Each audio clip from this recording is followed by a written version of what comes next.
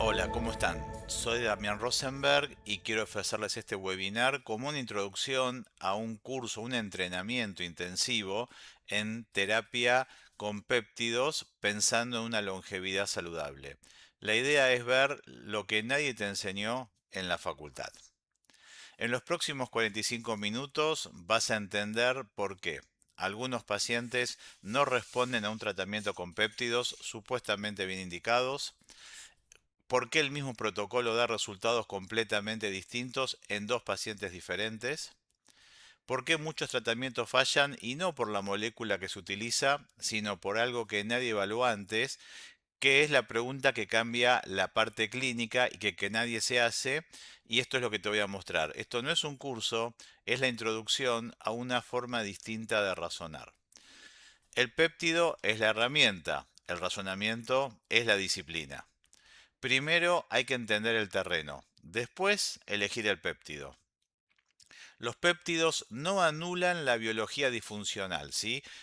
Un paciente que va a venir que tiene una disfunción, mitocondrias disfuncionales, inflamación, niebla mental, cansancio o simplemente está buscando envejecer saludablemente, pero algo en su biología va a estar alterado, los péptidos no van a anular ese proceso, no van a sacar la inflamación, no van a recuperar las mitocondrias por sí solos.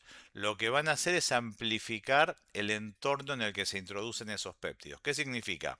Que si yo tengo un paciente que está muy inflamado, muy oxidado, muy deteriorado, esos péptidos corren el riesgo de amplificar esa inflamación, esa oxidación, ese deterioro y generar un colapso. Por eso no es cuestión de dar cualquier péptido a cualquier paciente, cualquier terreno. Primero hay que corregir el terreno y ver en qué caso vamos a usar cada péptido en cada paciente en particular y en algunos tal vez no esté indicado de entrada el tratamiento con péptidos. La aplicación de péptidos corre el riesgo entonces de basarse solo en síntomas y esto estaría mal. Y lo peor es que podría basarse en algoritmos. Estamos viendo ofertas de anotarse en una plataforma y poner los datos del paciente y el médico no piensa, no analiza y el sistema le da qué hacer en base a algoritmos. O usar inteligencia artificial solo para decir armame un protocolo. Y eso estaría mal, no es la idea. Yo quiero enseñarles a razonar, a pensar y vamos a usar inteligencia artificial como una ayuda. Hoy el médico que usa inteligencia artificial va a tener una ventaja sobre los que no la usan, pero no podemos depender solo de algoritmos que nos digan qué hacer.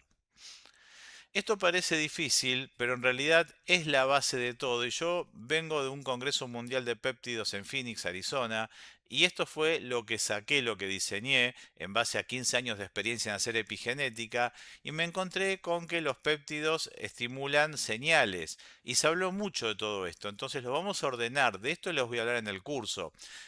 Las vías AMPK que conducen a vías de longevidad saludable. La persona puede transitar por dos tipos de vías. Las saludables, las que van a terminar reparando daños, activando células madres, elongando los telómeros, o las vías muy inflamatorias, cuando aumenta la insulina, cuando no hay autofagia, cuando empieza a activarse la inflamación crónica. Entonces yo tengo que tratar de llevar al paciente por estas vías saludables y fíjense que hay distintos péptidos que actúan en distintos momentos de la cadena y distintas moléculas pequeñas como el resveratrol, la nicotinamida mononucleótido. Hay distintas opciones, pero no es cualquier péptido en cualquier momento.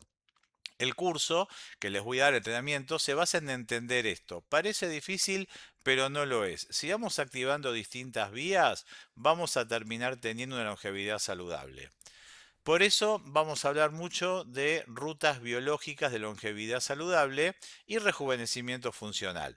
Ustedes vieron hace un rato, vamos para atrás, que hay genes como el MPK, el mTOR, las sirtuinas, el FOXO3A, y esto surge de estudios genéticos, hace 15 años que hago epigenética, y en muestras de saliva hemos estudiado cómo se están expresando estos genes.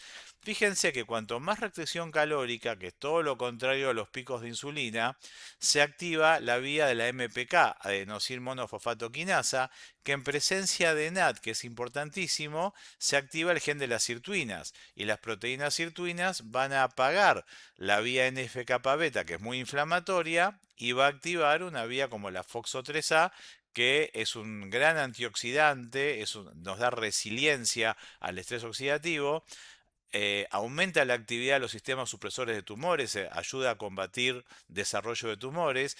Y en zonas azules se vio que hay regiones donde la gente muy longeva tiene muy prendidos estos genes. En cambio, el mTOR es una vía que tiene que estar apagada. Estos tienen que estar todos estimulados. Este tiene que estar apagado por inflamatorio. Y este, si está apagado, va a permitir hacer autofagia, que es la limpieza de residuos, de organelas, y dentro de eso la mitofagia, que es la limpieza de mitocondrias. Este gen se conoce como pleiotropía antagonista. ¿Por qué? Porque hasta los 20 años tiene que estar prendido, porque genera crecimiento de tejidos. La persona, el niño, lo necesita para crecer. Pero después de los 20 años se tiene que apagar, porque si está apagado permite hacer autofagia, pero si está prendido no va a permitir hacer autofagia.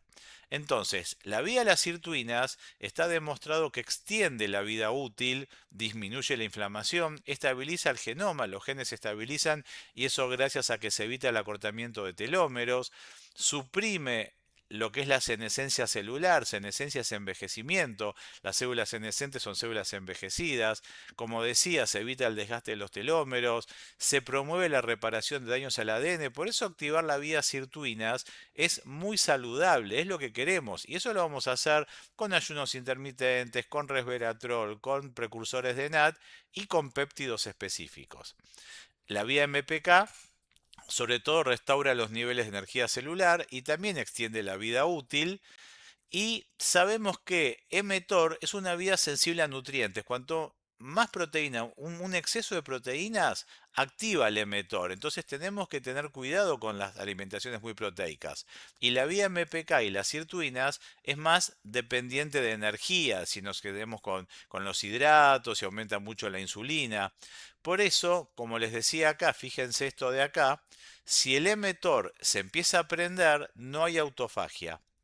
Sí, si no hay autofagia no hay limpieza de residuos. Y ciertas herramientas como el ayuno intermitente, la restricción en proteínas, no tanta proteína, el resveratrol, todo esto va a hacer que disminuya la vía NF-kappa beta, disminuye la apoptosis, la senescencia, que dependen de estos genes, de esta vía, y entonces apagar esto significa apagar la inflamación. Y para apagar esto tenemos que prender estas vías. Y eso lo vamos a hacer además con péptidos. En el curso les voy a enseñar a manejar péptidos para activar estas vías e inhibir estas que son las malas.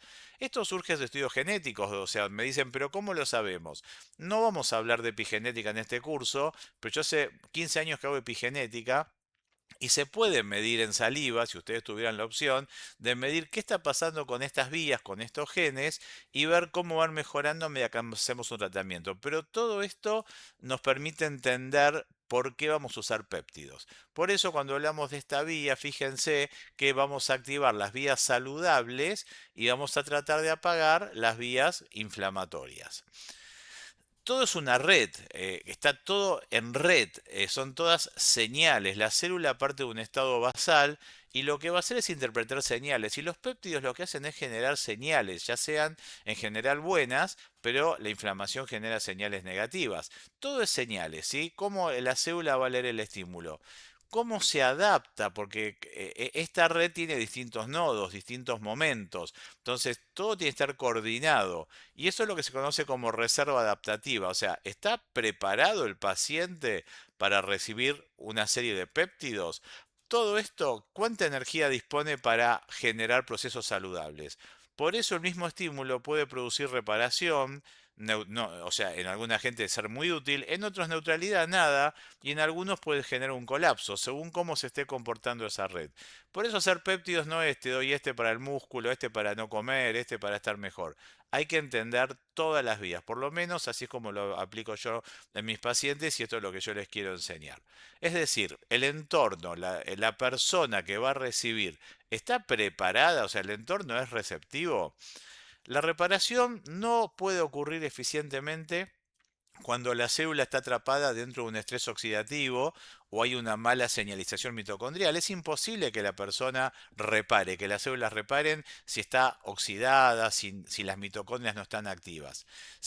Porque la maquinaria de reparación necesita señales mitocondriales funcionales, o sea, mitocondrias funcionales, tener biogénesis mitocondrial, para poder ejecutar después una reparación. Todo necesita energía. Un péptido de reparación tisular aplicado sobre una célula que tiene su sistema redox alterado y que tiene las mitocondrias en mal estado, mal comunicadas, no va a tener buenos resultados o va a tener resultados muy limitados. Por eso la reparación será tal vez una tercera o cuarta etapa en el proceso. Primero trataremos la oxidación, la inflamación, recuperaremos las mitocondrias y hay péptidos y moléculas pequeñas pensados para esto. Por eso todo tiene su momento. No importa entonces qué tan bien o mal esté elegido el péptido si no tenemos primero un sistema, un entorno receptivo. Por eso, volviendo, se los pongo muchas veces porque van a ver que al final del curso esto va a ser muy fácil para ustedes entenderlo. Necesitamos manejar estas vías, MPK, mTOR, sirtuinas, entender cómo funciona el NAT. Estas cuatro vías van a gobernar la restauración de funciones, ¿sí? Si queremos recuperar el sistema redox, tenemos que trabajar primero acá. Y fíjense que tirzepatida, un agonista GLP-1 cada vez más conocido, no solo es para no comer, para bajar de peso, sino que también tiene una función para empezar a activar estas vías. MOT, que es un activador, es un péptido derivado de las mitocondrias. Cada péptido tiene su momento. AMPK empieza a hacer la limpieza gracias a la autofagia. La autofagia es la limpieza y no tiene un péptido propio para autofagia, es la consecuencia de activar AMPK y de apagar mTOR. Si logramos eso, pero ipamorelina, que es un somatotropo, un estimulador de hormona de crecimiento, recién va en una tercera fase, ¿sí? O sea, vamos a poder actuar, pero en tercera fase, no de entrada. Esto es importantísimo. NRF2 es el sistema antioxidante más potente que tenemos. Protege a las células madres contra estrés oxidativo. Y acá tenemos el indol 3-carbinol, el extracto de brócoli, como una molécula pequeña que lo activa, pero que es consecuencia en definitiva de haber activado la vía MPK y las sirtuinas con NAD, con péptidos específicos. Una vez que esté resuelto esto, recién ahí se eliminó el entorno catabólico, el entorno destructivo, y recién ahí la célula está preparada para la reparación. Así nos enseñaron la medicina. Diagnóstico, ver qué síntoma tiene el paciente y le damos un fármaco. Es decir, buscamos una enfermedad, diagnosticarla en base a síntomas, en base a análisis y le ofrecemos un tratamiento. Nos enseñaron a apagar incendios, no a entender por qué se generan. El tema es que el fármaco nos dicen para qué sirve, qué dosis uso. En cambio, cuando usamos una molécula, en este caso un péptido, puede ser un péptido, estamos viendo qué sistema está alterado y qué vamos a hacer. Por eso, en péptidos, este razonamiento no sirve. Pensar que tengo este péptido para ganar masa muscular, este para comer menos, este para bajar la inflamación, no es esa la forma de pensarlo. Hay que pensar en sistemas, en terrenos, ¿sí? Por eso, si usás péptidos con mentalidad de fármaco, vas a fallar. Si entendés la biología, los resultados van a empezar a cambiar. Con mentalidad, médico con mentalidad de fármaco, yo te puedo asegurar que va al fracaso.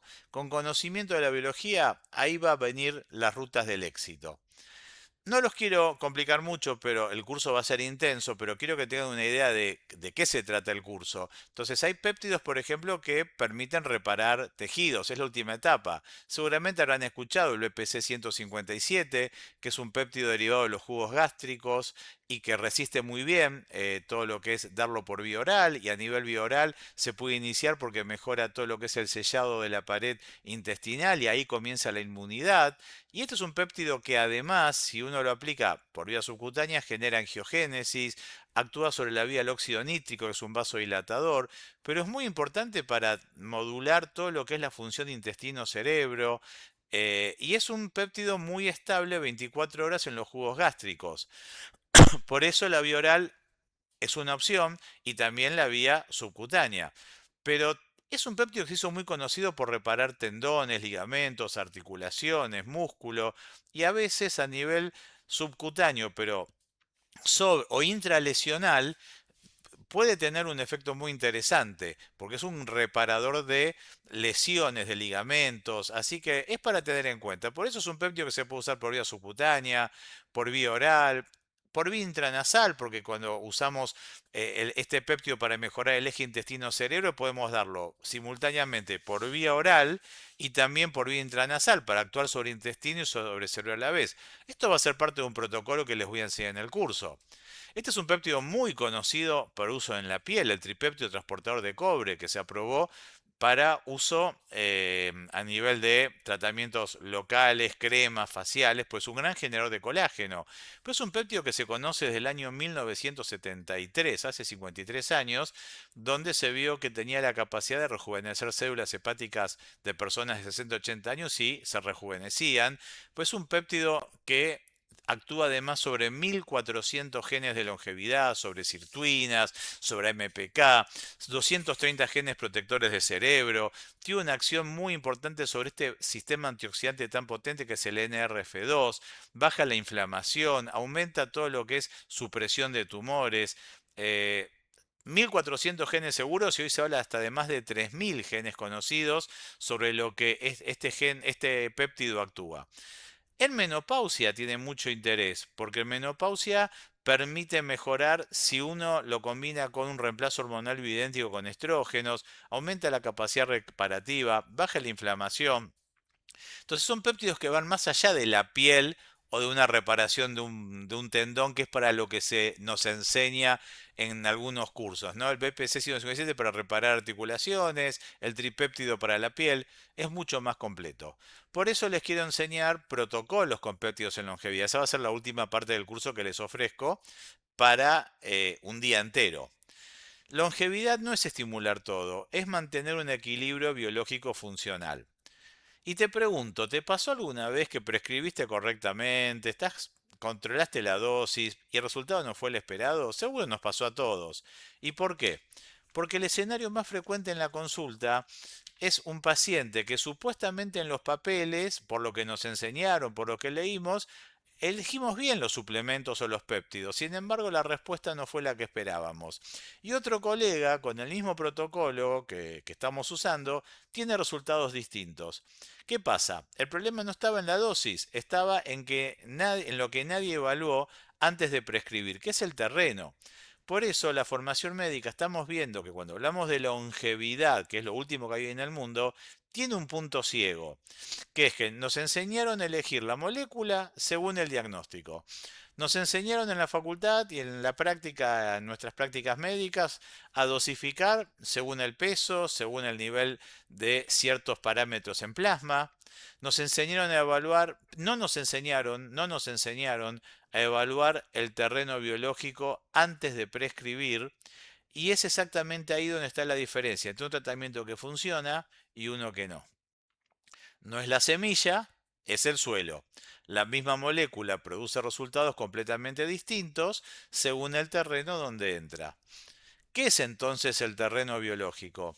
No es un dato de laboratorio, es el estado real en que se encuentra la red biológica de tu paciente en el momento en que prescribís. Es decir, si tiene una inflamación de base, el famoso inflammation y aging, inflamación crónica silenciosa de bajo grado, que eso es el envejecimiento. Si hay una resistencia a la insulina, cada vez vemos más pacientes con insulina elevada, con resistencia a la insulina. ¿Cómo está el sistema inmune? El envejecimiento es la inmunosenescencia, envejecimiento del sistema inmune.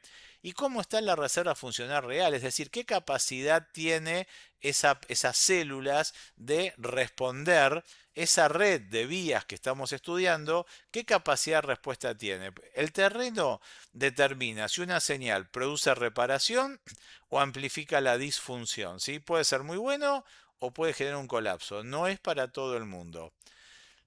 Lo que nadie había buscado Cuando evaluamos el terreno, encontramos algo que no nos aparecía en el laboratorio de rutina.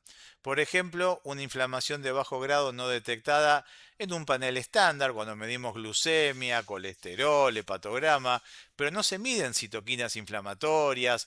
Por suerte cada vez más se mide fibrinógeno, proteína C reactiva ultrasensible. Eso hay que mirarlo porque eso nos dice cómo está el estado inflamatorio. Si pudiéramos medir interleuquinas, TNF-alfa sería ideal. Hay que ver, empezar a ver cada vez más qué pasa con la insulina, con el índice OMA, no ver solo insulina normal en ayunas o no, sino ver si hay una resistencia a la insulina compensada. Un terreno que no podía responder a ninguna señal, sin importar cuál, por lo tanto, cambiar el péptido no va a ser el problema es el suelo donde el péptido detecta actuar, porque pruebo un péptido, no funciona, lo cambio. No, lo que tengo que mirar es el terreno. Una vez corregido el terreno, la misma dosis, el mismo péptido puede dar resultados completamente distintos. Y el cambio no es que cambiamos la prescripción, fue la forma de razonar. Acá viene un poco donde más voy a insistir en el curso. Evitar de cometer los errores. Hay tres errores muy comunes, los más comunes antes de prescribir. Primer error, pensar en la molécula y no en el terreno o en el terreno después o nunca. Eso está mal. Segundo error, subir la dosis cuando no hay respuesta. No se trata de subir la dosis, se trata de mejorar el terreno, evaluar qué pasó. Y tercer error, copiar protocolos, ¿sí? Lo que me enseñó otro médico, lo que me dieron en un curso, lo que me dice inteligencia artificial, sin adaptarlo exactamente al perfil del paciente. Ninguno de estos errores es falta de conocimiento de la molécula, todos son falta de criterios sobre el terreno. El campo de los péptidos está creciendo más rápido que la formación de los médicos. Y esto es preocupante, porque cada vez nos llegan más pacientes pidiéndonos, quiero este péptido. Seguramente les va a pasar, a mí me pasa. Leí esto, lo vi en redes, lo vi en un podcast, lo vi en Instagram, lo vi en tal lugar, un amigo me comentó. Y cada vez más cursos enseñan protocolos, que es lo que lamentablemente muchos médicos buscan, rápido. Quiero un protocolo, enseñame, quiero rápido la fórmula y no los enseñan a razonar. Bueno, yo voy por el camino de enseñarles a razonar. Si eligen hacer un curso conmigo, eligen esto, aprender a razonar. No les voy a dar péptidos básicos porque eso no está bien a mi criterio. El riesgo real entonces es aplicar una herramienta poderosa como son los péptidos sin entender el terreno donde entra ese péptido. Los péptidos, como les dije, no anulan la biología disfuncional, lo que hacen es amplificarla. El péptido es la herramienta, el razonamiento es la disciplina. Sin razonamiento, la herramienta puede terminar haciendo daño. El campo de los péptidos y de la longevidad está creciendo más rápido que la formación de los médicos. El mercado global de péptidos terapéuticos crece a pasos agigantados. Y esto es un riesgo. Sabemos que la industria quiere vender y quiere formar médicos rápidamente y la gente pide. Bueno, yo creo que esto requiere un tiempo, ¿sí? Los pacientes llegan informados por las redes antes que el médico aprenda demasiado sobre el tema y la verdad es que todavía no hay expertos. Ninguno de nosotros puede decir soy un experto en péptido. Estamos aprendiendo recién. Algunos ya tenemos un poco más de experiencia, ya probamos, ya hicimos capacitaciones y podemos enseñar algo. Pero hoy no hay expertos en esto, ¿eh? No crean que hoy alguien les dice ya te doy un diploma de experto. Eso no existe. El riesgo no es no saber, ¿eh? El riesgo es actuar como si se supiera sin el marco para razonar. O sea, tengamos cuidado. ¿Qué vas a aprender en este entrenamiento intensivo de péptidos y longevidad que te estoy ofreciendo? Cómo evaluar el terreno biológico antes de prescribir cualquier péptido, las vías de señalización que determinan si tu paciente responde o no, aprender péptidos en profundidad, mecanismo de acción, evidencia científica, dosificación, errores frecuentes que se cometen. Esto es muy importante, el marco regulatorio, lo que el médico necesita saber para prescribir con respaldo, porque hay oferta de péptidos que llegan de todos lados, de cualquier parte del mundo, y no saben el origen, no saben si tienen certificado de pureza. Esto está creciendo muchísimo y muy rápido. Por ejemplo, los GLP-1, agonistas GLP-1, que cada vez se están usando más para perder peso. Sí, dan saciedad, algunos vienen combinados o son péptidos que además de ser GLP-1 agonistas, ayudan a quemar grasas, pero en realidad son verdaderos moduladores metabólicos y mitocondriales, es mucho más que no comer. Los GLP-1 o agonistas GLP-1 son un excelente ejemplo de intervención que actúa sobre múltiples nodos biológicos. Su valor inicial está en el metabolismo y en mejorar la eficiencia metabólica. Pero dentro de esta vía, fíjense que podemos empezar con un tirzepatida, que es un agonista GLP-1, que va a mejorar mucho la primera parte de las vías, va a activar la primera parte de las vías saludables y va a inactivar las vías no saludables. Por eso es mucho más que un péptido para no comer. Estos agonistas GLP-1 ayudan a la célula mediante mecanismos que influyen directamente en cómo se transcribe, cómo se expresa la vía AMPK. También mejora la utilización de la grasa corporal, sobre todo el tirzepatida, por eso se usa mucho y hace que funcione como una fuente de energía mediante oxidación de ácidos grasos, mejorando el ciclo de Krebs, la fosforilación oxidativa y la cadena de transporte de electrones. Por eso, en células resistentes a la insulina, la mitocondria no es eficiente, usa peor la energía, depende más de la glucólisis y menos de la respiración mitocondrial completa, y por eso estos agonistas GLP-1 como el tirzepatida, además de dar saciedad, tienen este efecto de mejorar la respuesta a lo que es utilizar grasas. Pero si la mitocondria no es eficiente, el efecto no va a ser tan importante. Por eso generalmente se suelen acompañar con otros péptidos como el MOTS, que es un péptido derivado de las mitocondrias, y cuanto más completa sea esa prescripción de péptidos, más eficiente va a ser todo y mejor va a ser el resultado. Pero de por sí, los GLP-1 tienen efecto mitocondrial, mejoran la señalización mitocondrial, hacen más eficiente la cadena respiratoria y entonces reducen la fuga de electrones y hay menos oxidación, mejoran el sistema redox.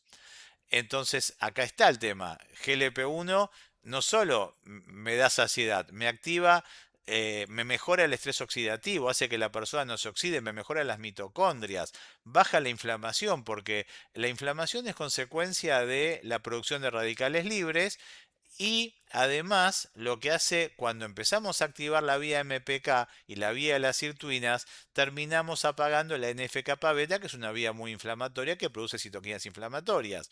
Además, estos GLP-1 entonces lo que hacen es reparar y mejorar las mitocondrias, la biogénesis mitocondrial, que es algo fundamental.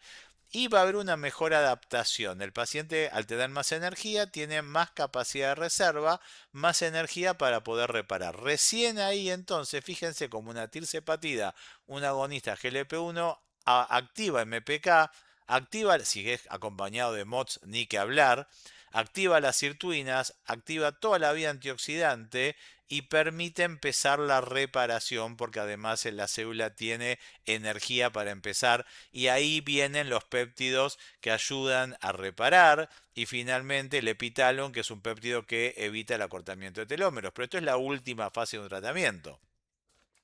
Por lo tanto, los agonistas GLP-1 que sabemos que actúan sobre el cerebro y la conducta alimentaria, y esto es importante entenderlo, también son grandes generadores de mitocondrias.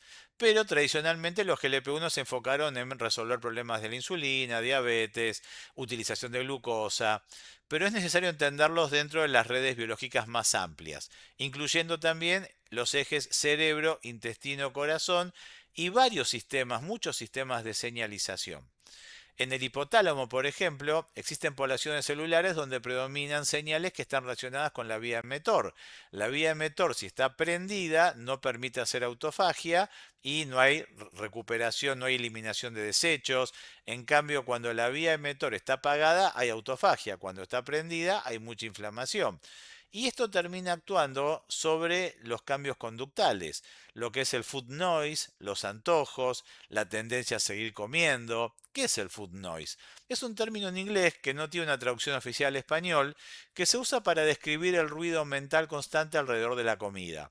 Pensamientos repetitivos sobre qué comer, cuándo comer, antojos que aparecen sin hambre real, dificultad para dejar de pensar en comida incluso después de haber comido.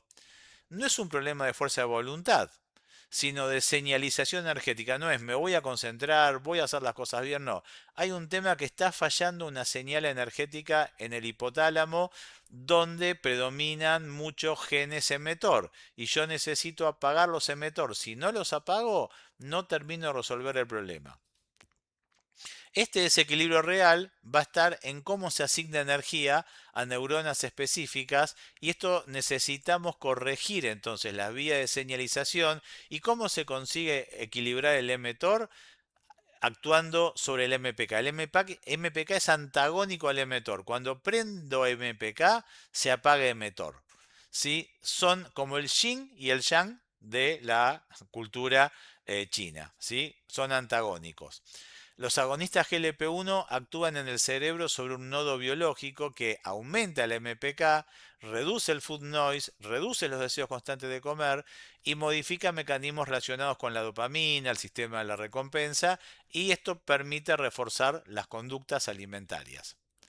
La hipótesis es que si se modifica el estado energético en una región específica del cerebro, se puede modificar un comportamiento y muchos pacientes tratados con agonistas GLP-1 refieren que no hacen esfuerzo, simplemente ya no piensan tanto en la comida, no sienten el mismo impulso por picotear o no tienen el mismo interés por la comida. ¿Por qué? Porque estos agonistas GLP-1 actúan a nivel cerebral, a nivel del hipotálamo, regulan señales, aumentan MPK, disminuyen mTOR, se normaliza la señal, ya no quiere comer tanto, ya no piensa en comida, ya no picotea. Así actúa un péptido. Este es muy conocido, en el curso les voy a hablar de varios péptidos, pero entiendan que un péptido maneja señales, ¿sí?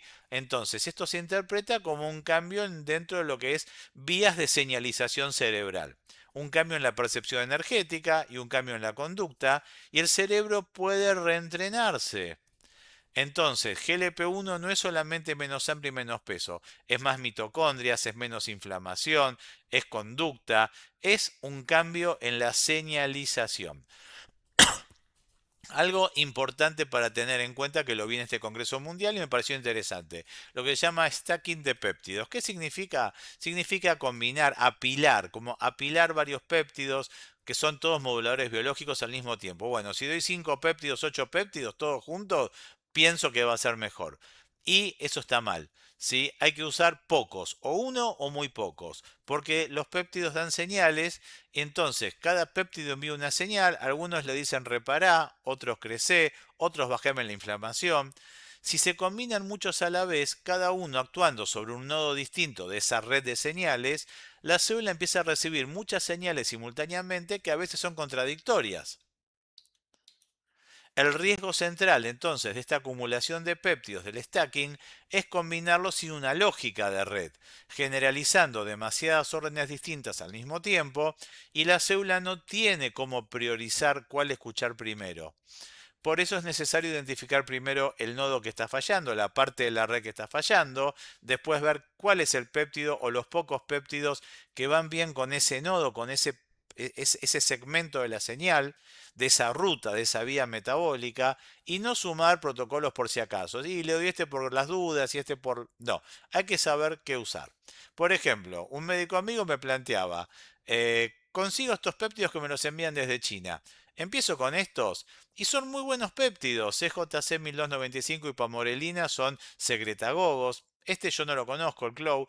El SS31 que lo vi en el Congreso Mundial, que va de la mano del MOT, que este sí es un péptido mitocondrial. El epitalon, esto es epitalon, que deriva de la pineal. El tripéptido transportador de cobre. El PT141, que es un péptido que mejora mucho lo que es el deseo sexual, pero a nivel corteza, no a nivel vascular. El NAT, pero no puede usar todo. Él quería usar todos estos juntos. No, son distintos, cada uno hace algo distinto. Y además me dice de paso uso retatrutide para reemplazar al nombre comercial de tirsepatide, porque cree que porque actúa sobre 3 niveles es mejor. No es así, no se trata de esto, esto es un error. Entonces lo doy con un ejemplo porque es anecdótico, me pasó esta mañana, por eso decidí incorporarlo en este webinar. Yo creo que hay que tener órdenes. Primero, sistema uno, empezar por inmunidad e inflamación. Cuando el sistema está desordenado, ¿qué pasa? Hay inflammation, hay inmunosenescencia, envejecimiento del sistema inmune, hay inflamación crónica. Entonces, la timosina alfa 1 y el BPC 157 por vía oral, acá me parece que es la forma más, por lo menos a mí, es la que más me gusta para comenzar un tratamiento, mejorar toda la permeabilidad intestinal y actuar simultáneamente también con el BPC por vía intranasal, con la timosina, que también puede ser por vía intranasal. ¿Para qué? Para mejorar el eje intestino-cerebro. Y tirsepatida va siempre, van a ver, todo el año se puede usar en microdosis, todo el año se puede usar. Sistema 2, recién solucionado esto, vamos a mejorar lo que es el daño y la perfusión. Cuando el problema es el daño, ¿qué pasa? Hay hipoxia, hay mala perfusión, empiezan las lesiones y las consecuencias son que el tejido no responde, que no hay una reparación efectiva y si no hay perfusión no hay respuesta. Y acá entra el BPC 157 pero a nivel subcutáneo. Péptido de origen gastrointestinal pero que actúa sobre la vía del óxido nítrico, hace angiogénesis, ese es un gran generador de perfusión, de llegada de oxígeno, de nutrientes. Entonces, en este momento, el BPC 157 subcutáneo va a ser la elección para mejorar la llegada de sangre y nutrientes. Tirsepatida, como les decía, se puede usar todo el año. Después recién ahí empieza la reparación. Cuando el problema es la reconstrucción, ¿qué pasa? Hay mala matriz extracelular, hay colágeno deteriorado, la reparación es incompleta y acá entra el tripéptido transportador de cobre que se usa mucho en tratamientos faciales, pero que a nivel subcutáneo actúa sobre más de 1400 genes de longevidad, es un gran reparador, junto con el MOTS-C si se consigue, que es un activador mitocondrial, porque para reparar hace falta energía, mitocondrias activas. Y como les decía, tirsepatida todo el año en microdosis. Y recién la última parte es la longevidad, la regulación de los telómeros, que es cuando ya queremos tratar el problema del envejecimiento. ¿Qué pasa? Hay pérdida de regulación, hay envejecimiento celular, hay alteración de ritmos circadianos, y aquí entra el epitalon que deriva de la glándula pineal, pero que aplicado, por ejemplo, hay un protocolo que es 10 miligramos por día solo durante 10 días y se hace 2 ciclos al año. Subcutáneo evita el acortamiento de telómeros, siempre acompañado de un MOTS, por ejemplo, C, que activa las mitocondrias. Como les decía, tirsepatía suposar todo el año. Y si consiguen ipamorelina con CJC 1295, que son dos secretagogos complementarios, este actúa sobre el sistema de la grelina y este directamente sobre los somatotropos en hipófisis productores de hormona de crecimiento, tenemos la parte final del tratamiento. Pero la parte final, la inflamación produce daño, daña tejidos, acelera el envejecimiento, mala reparación, envejecimiento que se acelera. Entonces hay que romper el círculo vicioso. Yo no puedo poner un péptido de reparación o de evitar acortamiento de telómeros si primero no soluciona la inflamación, el daño, la perfusión. Por eso los péptidos tienen su momento. La célula vive recibiendo señales todo el tiempo. Señales que dicen crecer, frenar, reparar, inflamate o no te inflames, diferenciate, vamos a la apoptosis, producime colágeno, libera citoquinas, migra, hace angiogénesis. La biología funciona mediante señales y los péptidos son parte de ese lenguaje. Les voy a dar un ejemplo clínico para ir terminando este webinar. Los péptidos no son productos, son moduladores de información biológica. Y el médico avanzado debe pensar en señalización, en un contexto biológico, en cómo está el receptor, el terreno está receptivo, está apto para recibir estos péptidos, qué capacidad de adaptación va a tener esas células, qué riesgos hay de colapsar, cómo está el terreno metabólico, cómo están las hormonas, y el momento, el timing, que en qué momento voy a poner el péptido, ¿sí? Por ejemplo, un hombre de 62 años que ya viene con sarcopenia, que está en un estado de inflammation, que tiene cortisol alto, que duerme mal, que está en insulino resistencia, que tiene una testosterona baja, que esto es muy común que les venga al paciente así. Para reparar tejido el cuerpo necesita energía celular adecuada, un buen estado mitocondrial, bajo estrés inflamatorio, una señal hormonal razonable, un sueño reparador, tener proteínas funcionales, una buena perfusión tisular y un control glucémico. Esto es fundamental. Si está en insulino resistencia, ¿qué va a pasar? Va a haber más inflamación, se afecta la función endotelial, hay menos reparación, hay menos metabolismo energético. Entonces, aunque uno le dé una señal regenerativa un péptido regenerador, el tejido no va a poder responder, no tiene cómo, es perder ese péptido, no tiene sentido. Si está con cortisol alto, el exceso crónico de cortisol favorece el catabolismo y yo quiero hacer anabolismo, no catabolismo, con lo cual su sarcopenia empeora, el colágeno se altera, duerme peor, aumenta aún más la inflamación disfuncional, entonces el cuerpo está en modo supervivencia y si está en modo supervivencia no está en modo reparador, ¿sí? La reparación nunca va a funcionar hasta que no saquemos a la célula del estado de supervivencia. Con respecto al sueño, durante un sueño profundo ocurren procesos críticos. O sea, cuando duerme bien, ahí es cuando viene la reparación tisular, cuando se regula la inmunidad, cuando se libera por pulsos la hormona de crecimiento, cuando empieza la limpieza metabólica cerebral. Paciente que duerme mal tiene peor reparación. Si encima tiene baja la testosterona, especialmente en el hombre añoso, hay menos síntesis proteica, peor recuperación, menor masa muscular, peor señal anabólica. Por eso el reemplazo con testosterona, yo también lo hago y me encanta, testosterona bioidéntica, y también esto es parte de un proceso, ¿no? De restaurar las hormonas que faltan. Entonces, no se trata solo de qué péptido doy, sino de qué entorno biológico necesita este paciente para poder responder adecuadamente. Conclusión. El péptido es una señal, pero la respuesta va a depender de cómo está el receptor, el contexto biológico, ese terreno biológico, el estado metabólico de las células, la inflamación de base, cómo están sus hormonas, cómo está el sueño, el momento exacto en que se va a poner el péptido, porque va a depender todo esto de su capacidad de reparación. Este entrenamiento es para vos si no querés copiar protocolos sin saber exactamente qué estás haciendo ni por qué, o sea, no querés ser un médico que le diga aplica esto y no me importa por qué. Querés un marco propio para razonar, no depender de lo que te dice un colega o un foro de expertos o un curso. Querés cambiar una pregunta en vez de decir qué le doy, es cómo está el terreno. Es decir, este curso no es para quien busca un protocolo listo para copiar, es para quien quiere entender. Si es así, si esta charla te entusiasmó, este es el lugar donde seguimos. Tu entrenamiento yo creo que empieza aquí, así que te invito a hacer el entrenamiento intensivo en péptidos y longevidad. Bueno, muchas gracias por haber llegado hasta acá.